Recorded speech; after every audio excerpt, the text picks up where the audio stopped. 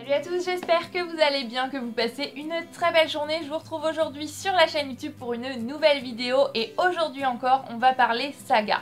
Il y a peu de temps je vous ai posté un update saga, donc c'est-à-dire que maintenant je vais faire des vidéos update seulement pour les sagas parce que c'est vrai que vous parlez d'un tome de saga dans une seule vidéo, je vois pas trop l'intérêt parce que je me dis que finalement j'ai pas tellement grand chose à vous dire, donc pour les sagas je vais regrouper ça en update et pour les one shot et bien je vous en parlerai chacun une vidéo, comme ça je pense que je peux vraiment prendre plus mon temps, j'ai pas la pression de me dire que la vidéo va être super longue ou alors voilà, ça me permet aussi de vous faire des vidéos peut-être un petit peu plus courtes de temps en temps. Donc voilà, maintenant les one shots ce sera une vidéo et les updates saga ce sera plusieurs sagas mélangées ensemble. Et là j'ai déjà avancé, donc il est déjà temps de faire un nouvel update saga. Donc on va commencer sans plus tarder avec le premier livre dont je voudrais vous parler et c'est l'exception qui confirme la règle. Je vous disais, ma nouvelle règle pour la nouvelle année était une saga terminée pour pouvoir en commencer une nouvelle. Mais étant donné que là c'est une relecture, je me suis dit qu'on allait faire une exception.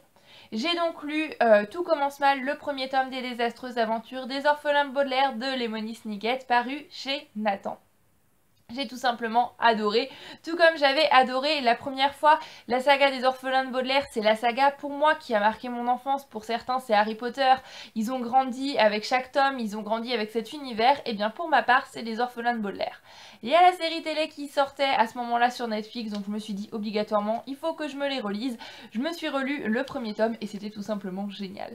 Pour vous résumer rapidement l'histoire, dans les orphelins de Baudelaire on suit 3 enfants. Violette qui est très intelligente, qui aime beaucoup fabriquer tout un tas de machines très pertinentes. Quand je lis ces livres, je me dis toujours oh, c'est vrai qu'une machine comme ça, ce serait super génial et super utile dans la vraie vie.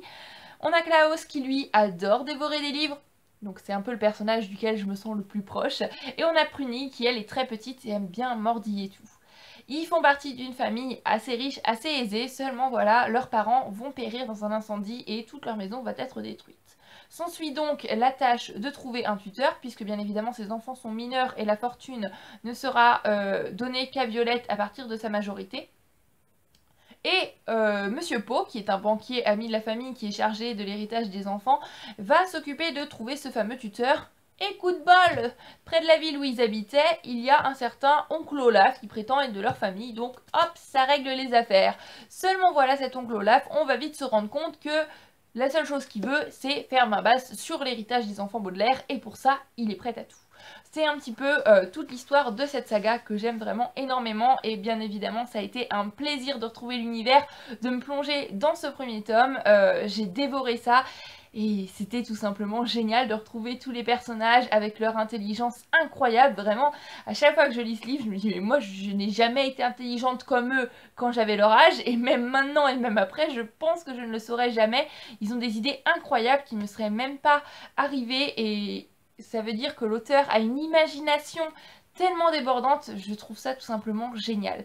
D'en plus, dans cette saga, il y a une ambiance très particulière qui se dégage, une ambiance un peu Tim Burton, si vous voulez, assez sombre, avec des personnages mystérieux.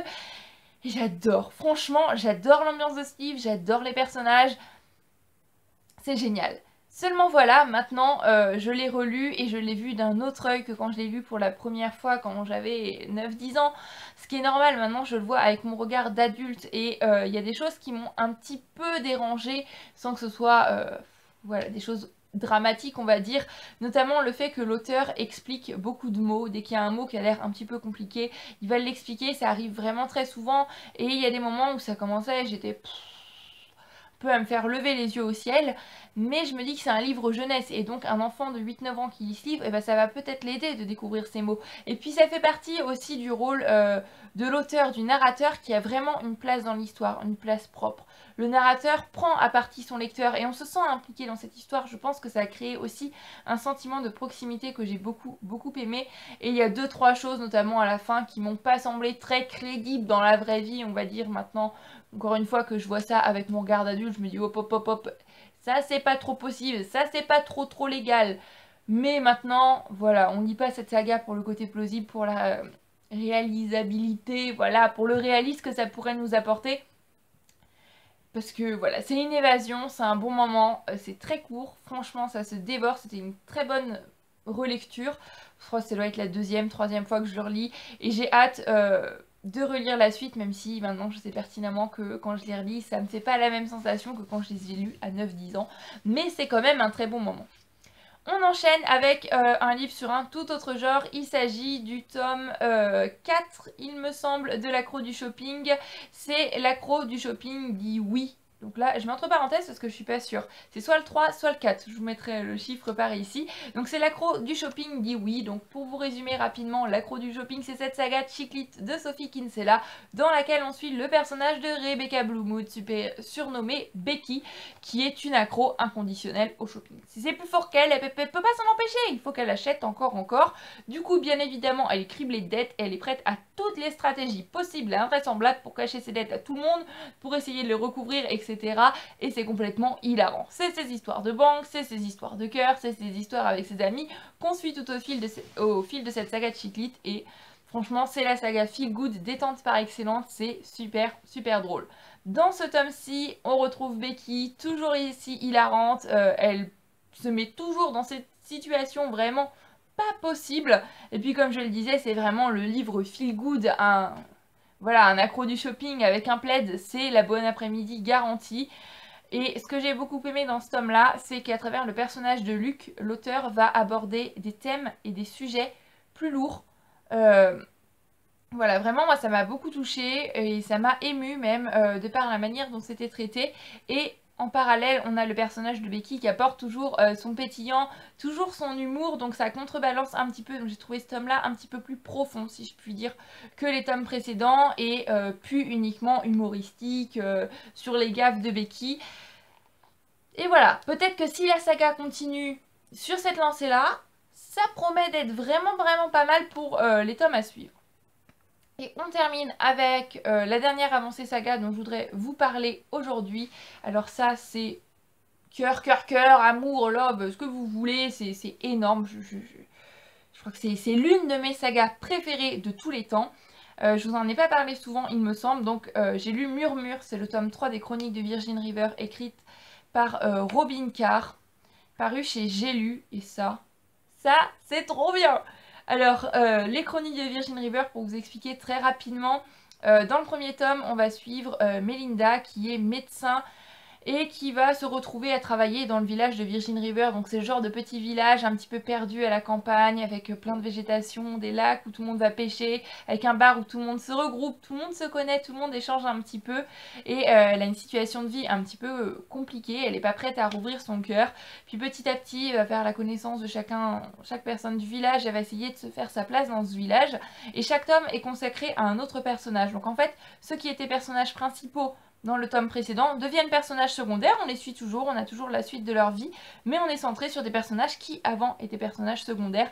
Et petit à petit comme ça, nous aussi on apprend à connaître le village, nous aussi on apprend à connaître les uns les autres et c'est génial. Ouvrir un tome de Virgin River pour moi c'est comme rentrer à la maison, c'est comme retrouver mes amis et ça fait un bien fou, c'est juste trop top. Ce troisième tome fait partie je pense de mes préférés déjà dès le début. Dès les premières pages, il est arrivé quelque chose de terrible, vraiment. Un personnage que j'aime beaucoup. Donc dès le début, j'ouvre le livre, j'avais les larmes aux yeux, j'étais là, oh là là, il y a encore toute cette page, je sens que ça va être chargé en émotions. Et ça a pas loupé. Franchement, pour le moment, je pense que c'est le tome le plus émouvant que j'ai lu. J'ai pleuré à plusieurs reprises pour plusieurs choses parce que ce tome aborde vraiment de lourds sujets. On va parler de l'armée, on va parler de grossesse compliquée, on va parler, je peux pas trop vous dire pour pas vous spoiler, mais de choses vraiment terribles dans la vie et de choses vraiment très difficiles.